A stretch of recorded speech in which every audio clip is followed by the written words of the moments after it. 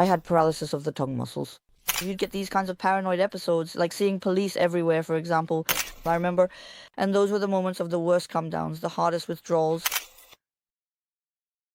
There hasn't been a hit like this on my channel yet. A girl, finally. Here is Klaudia History. Good morning, hello. Good morning, Klaudia. Hi. Hi. You know why it's cool to have a girl here? I don't know. Because actually 91% of my viewers on my channel are men. So that's how it is? So you'll have to be careful now. I won't leave the house at all. No. Listen, let me tell you why it was a pleasure for me to invite you. Because as you know, I was heavily addicted, among other things, to the same substances as you, and on this channel I share stories, while also motivating people to get out of it and encouraging them to live a healthy life. So, thank you for coming by. Klaudia is going to tell us some really cool stories. Girls, if you're watching us, pay attention too. The darkness of addiction, the worst moments. What was your first contact with drugs? What did you feel then? The origin of my addiction actually goes back to when I was about 13, back when there were still stores selling legal highs and so on. Some friends dragged me to one of those shops so I could try smoking and all that. It was terrible, really awful stuff, and I felt very bad after that, you know? The next drug I tried was amphetamine. After that I felt amazing, and from there it all just went downhill, you know? And then there were those legal highs, you know, the crystal kind. That was just something else really great. I've never tried legal highs. Honestly, you're not missing out on anything, you know? But from the perspective of those years, when they were really fun, it was easy to get hooked on them.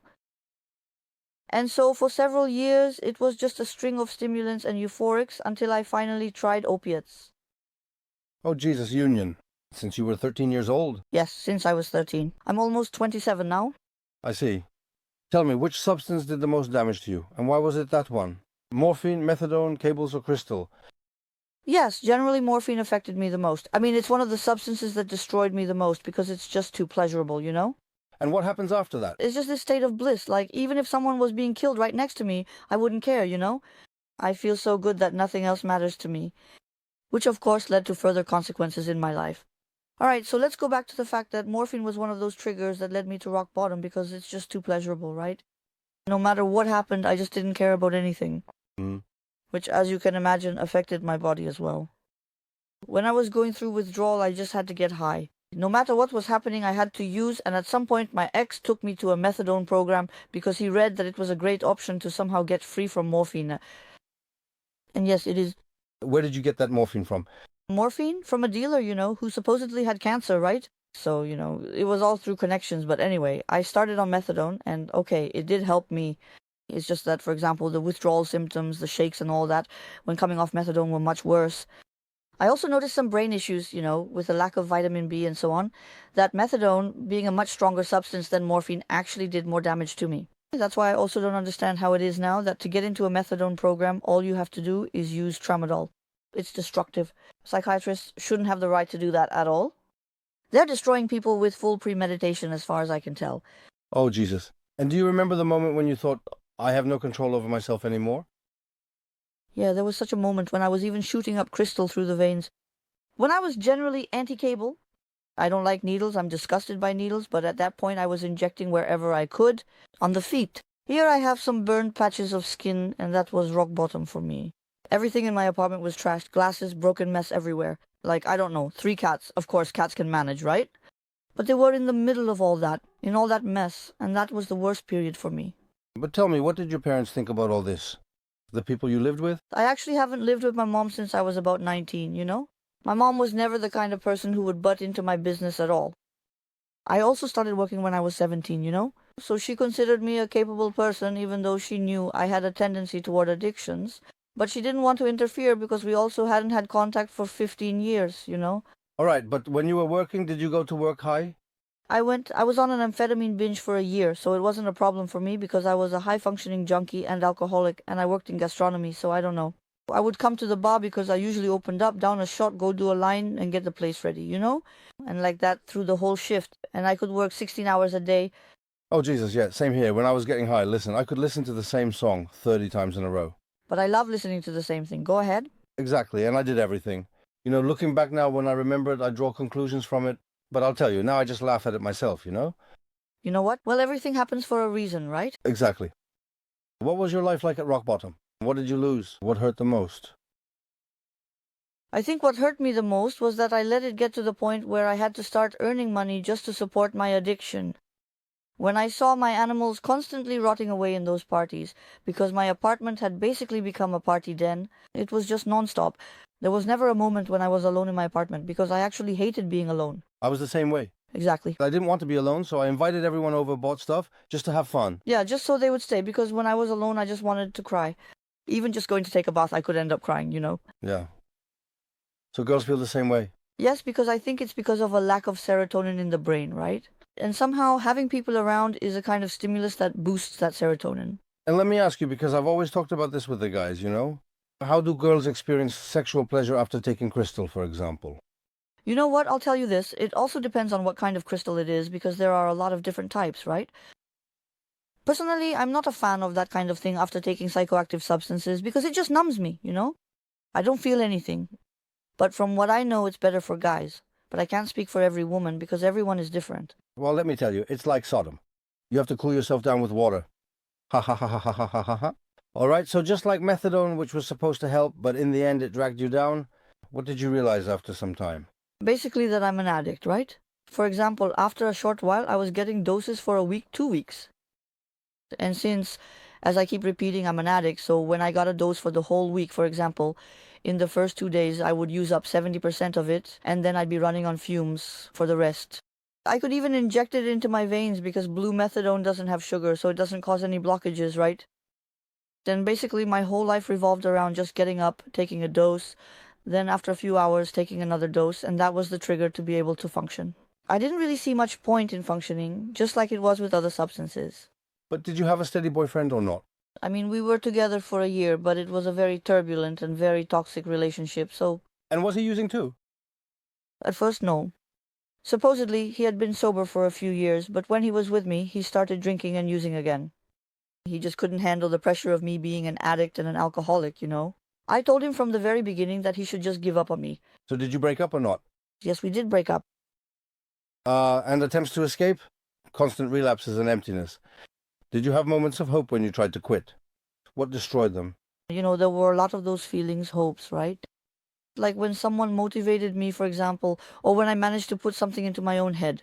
But of course, that was when I was high, right? It wasn't like I was sober and then came to some reasonable conclusion. No, it was always during the worst hangovers, like, it's time to stop, we'll get it together starting tomorrow, and so on. And honestly, I could only last a maximum of 3 months sober because, you know, that's just how it goes. 3, 6, 9, 12, right? And for me, even that first milestone was already a disaster. Whether I was in rehab or not, right? 3 months was the absolute maximum. I just had to break free somehow. But during that time, like when you didn't use for 3 months, didn't you notice things were better? I mean, of course I noticed. Once I sobered up and started functioning normally, it was like night and day, you know? It's just that my mind kept wandering somewhere in the realm of drugs and some kind of escape, you know? Although, to be fair, sobriety itself was also a kind of escape. And tell me, because you know, I had this feeling when I quit, when I stopped everything, and listen, I had this thing where I thought I was an idiot. I would walk around the city and it seemed to me that everyone was an idiot and everyone was doing pointless things. The guys said, okay, go to some gallery or somewhere where people aren't using, you know, so you don't think they're honking there. So I went to a gallery. Listen, I stood by some object for quite a while. It was only later that a guy told me it was a coat rack. So listen, to him it seemed like people were behaving idiotically. It's as if I felt that every junkie is an internal egoist of their own body, who wants everyone else to feel the same way. Have you ever felt that way? That could be true. Although even though I've been sober for a while now, when I look at people, I get the impression that most of them are just idiots. But you know how it is. If you're stupid, life is easier for you, so in a way I kind of envy them for that. What did your cable evaporation look like? What was going on in your mind then? You mean when I actually injected into a vein? Because I've never used intravenously. Do you know why? The logistics annoy me, all that equipment. That hygiene part didn't appeal to me because, you know, I come from a modest home, but a clean one, so that really bothered me. I remember all of that, so I never shut up, but I heard it hits much harder. Of course. I mean, generally, from what I know and from what I've experienced, the strongest effect is when you shoot up in your left arm because it's simply closest to the heart, right? It takes about 5-10 seconds after injection and you get such a rush that it's just not comparable to what you get from snorting or even taking it orally. There's just no comparison. It's so beautiful. That's why people have such a hard time getting out of it, getting away from it, sorry. Exactly. And Did you have any relationships, any support, or were you completely alone? I mean, I definitely had support, but at the time I just didn't notice it, you know? I think there was someone who wanted the best for me. And among others, my ex-boyfriend also wanted the best for me, up to a certain point, you know? But I was just blinded by that need to get high, to numb myself. I understand. I know exactly what that feels like. That's why I'm glad that, as a girl, you also know what that's like, and we can share this with young people who are watching us now, because people are watching us. Interestingly, most of them are either already caught up in that party lifestyle, or they're from small towns and they don't know what to do. They write to me like this: how am I supposed to stay clean when there's one hairdresser, 3 dealers, and 1 girl for every 8 guys here, you know? I tell them, man, then go to Grojek. Ha ha ha. Anyway, okay, were you still able to dream, to have plans, or did everything just fade away? I also think that during that time I dreamed a lot, right? But it was all just wishful thinking that ended right there, you know? I wasn't able to do anything beyond that at all. All right, now this is an interesting part because we're getting to the point where I was too since I ended up in Kamchatka. I had to turn myself in to serve a sentence for drugs. So, yeah. Was it a turning point or just another hell? What led you to prison and how did you feel there at the beginning? So what led me to that? Exactly. So we're going back to the moment when I was sober, right? Like most drug addicts or alcoholics, when we're sober, we look for some kind of adrenaline rush, right? We need to somehow boost that adrenaline. I started stealing simply because I was bored, you know? I would go to some drugstore, steal some perfume here, something else there. Basically, I had money for it, right? And that wasn't the problem. It was just that I needed to get that adrenaline rush. And after like the 20th something time, they finally caught me. And I just didn't care, you know? Because suddenly it was stressful, like, oh God, responsibility, right? That I actually have to answer for it. But how come? And since I kept putting everything off, I didn't even show up for the psychiatric evaluation. So they ended up taking me to Kamchatka. The first time, it was literally my first sentence. It was quick. I think it was about a month. Were there those famous Suri there? I don't know what you're talking about. Maybe I don't know. Real rats were running around Kamchatka there. No, no, no, no, no. Well, outside our windows because the girls live there on the left side and... You know there are 7 or maybe 8 wards there? Yeah. Yeah, I know those. But for example, things like lice or whatever, that's an everyday thing. It's a terrible mess because they don't even wash those mattresses there. Yeah. It's filthy, they hand it in, and then it just dries. And then they come back. I know that. And you get an economy one from the storage. Ha ha ha ha. Was prison rock bottom for you, or was it the start of bouncing back? The first time I went to prison, it didn't make any impression on me at all. I thought it would be better, but it wasn't. It didn't change anything at all, but the second time I think I found some values in myself and in life. Because you know how it is in holding cells. In holding cells, you can't get a grip on anything, right? It's only when you get to the regular ward, where there are people who've been there 15 times, that they actually teach you something. Even something as simple as getting up in the morning and immediately making your bed, you know? I always had a problem with that. After prison, there's no way around it. I have to make my bed. Even if someone just sits on it for a moment, I have to fix it again. Listen, then I'm not alone, because people laugh at me for having a cleaning obsession, you know, disinfecting the toilet, that kind of cleanliness. I say, damn, it's better to have sober cleanliness than drunken syphilis. And listen, I'm the same way at home. What stays with you is actually a good thing, you know?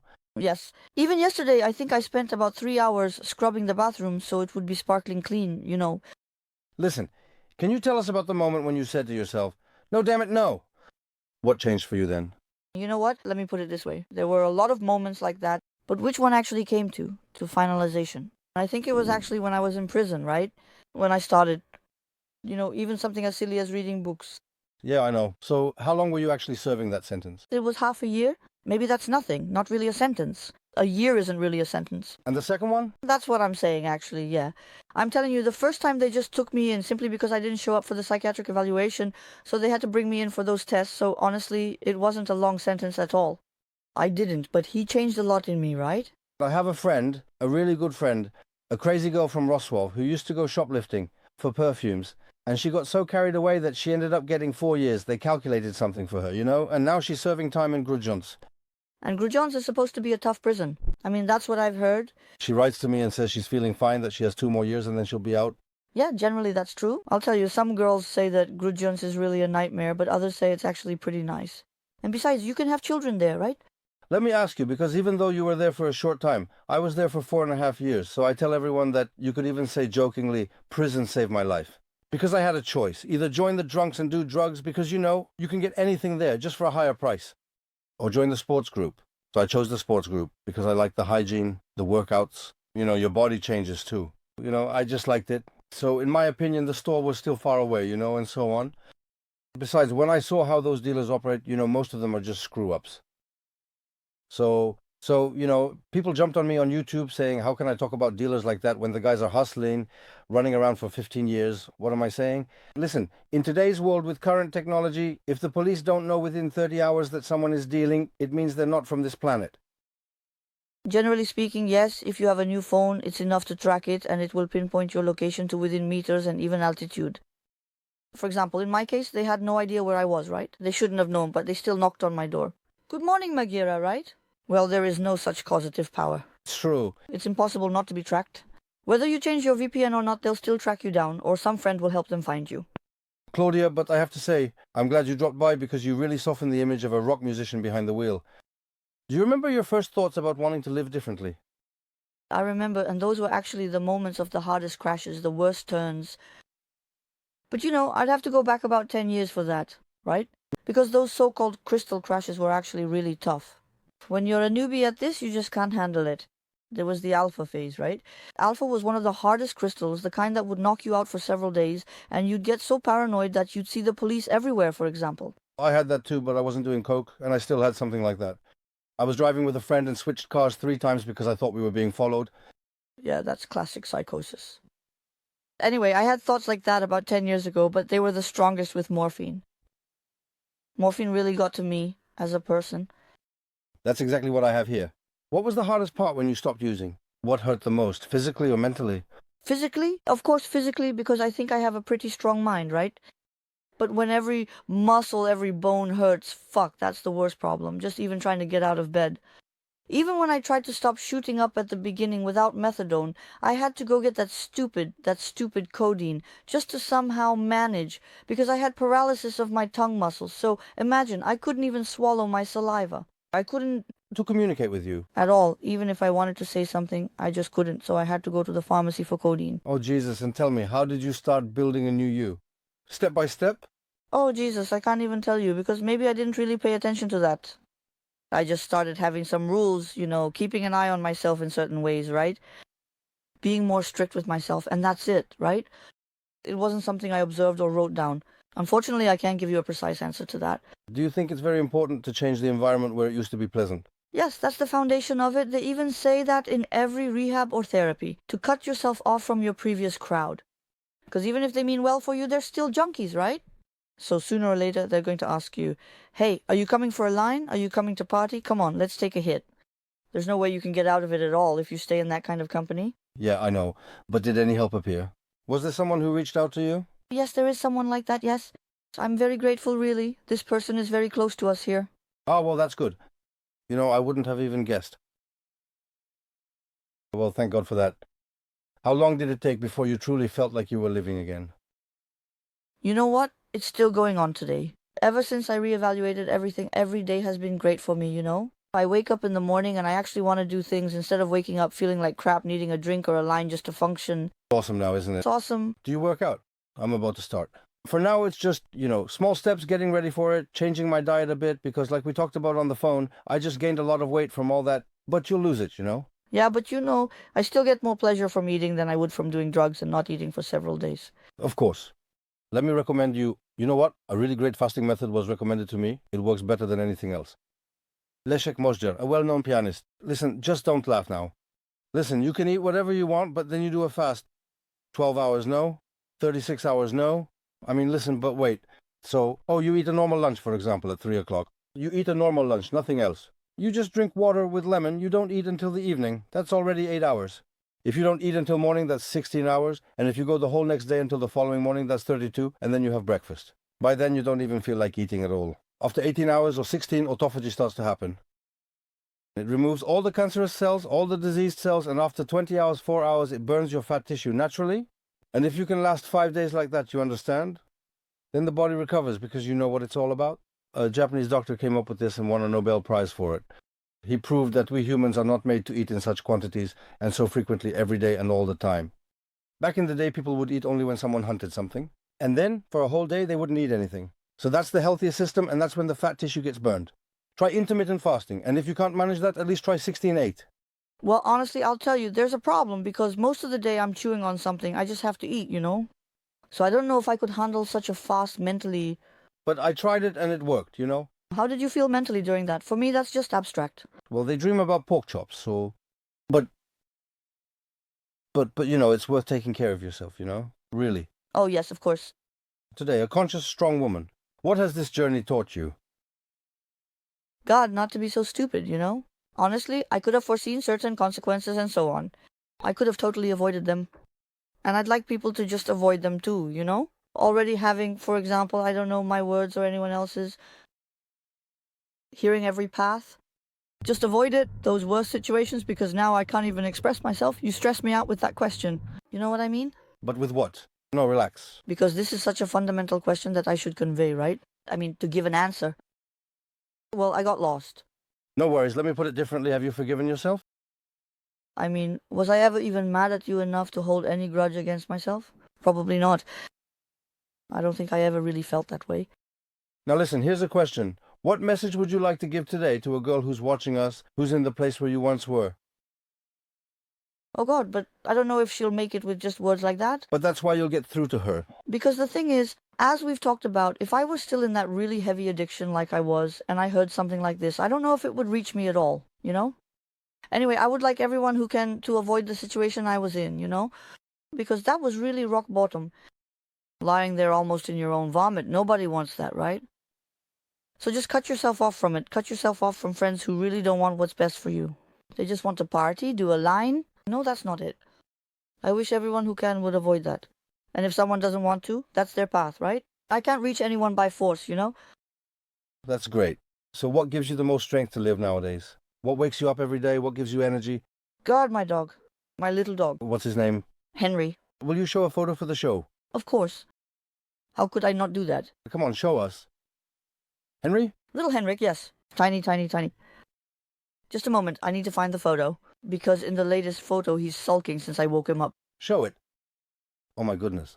Well, that's definitely not a guard dog, is it? That's just a badge for a guard dog, right?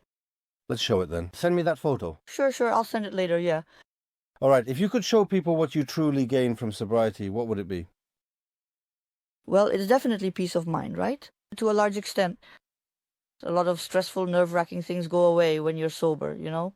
Like the fact that you need to get your money together to get high. You just don't think about it because it doesn't exist anymore, right? So look how much more you have. Exactly. And how is your body and soul different today compared to the Klaudia from years ago? God, my soul. Well, it's definitely fundamentally stronger. Like, I don't know, I write on Facebook that it's like Kevlar, right?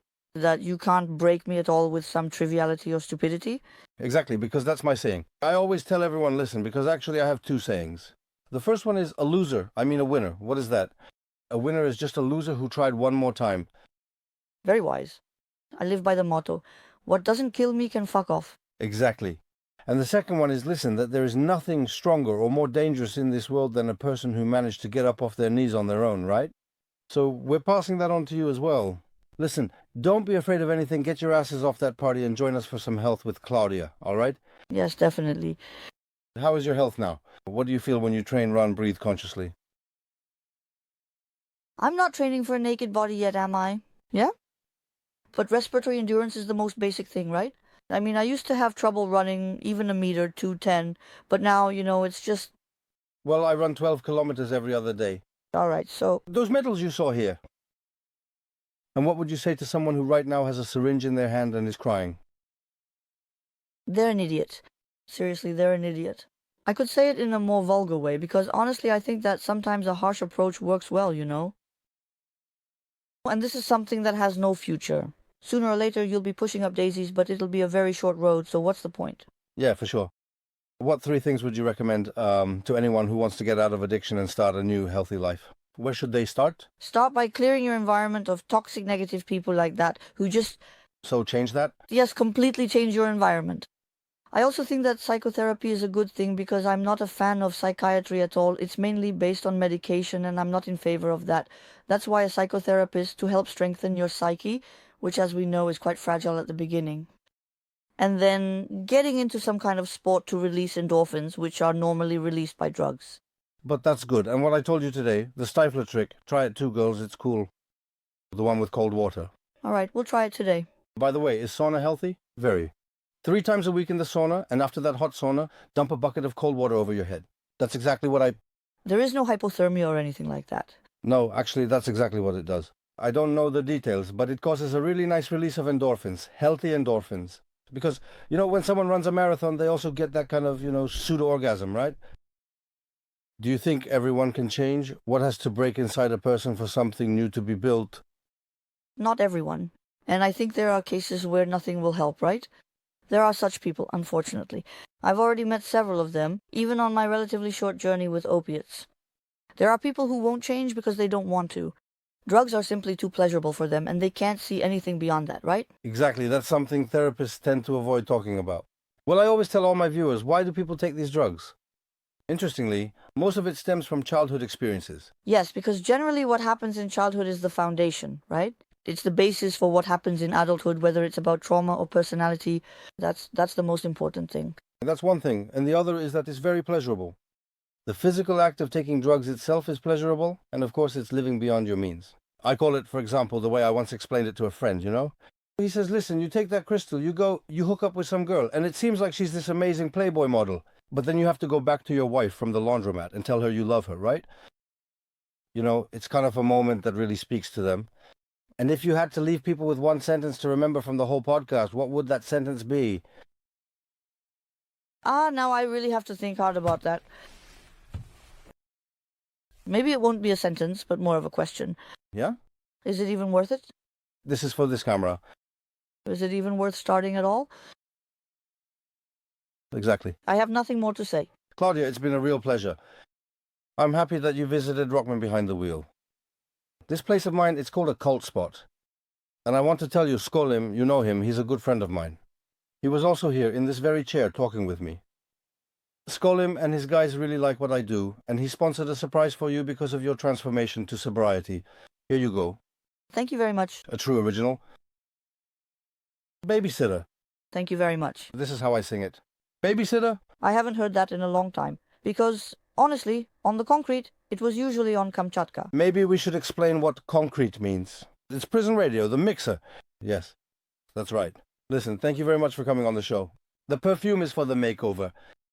Listen, if you have your own stories of falling and getting back up, because that's what we want to show others, write to me at rockmanzakolkim.com. Subscribe and share this channel because it's stories like the one Klaudia told that matter. Look at how great Klaudia looks. We're motivating other people. Leave that crap behind. Stop doing it. Focus on your own life, your own happiness and your health. Rock and roll. Thanks, Klaudia. Thank you. See you. The temperature is acting completely drunk tonight, and it's wildly bouncing and stumbling all around the clubs, as if it can't decide where to settle.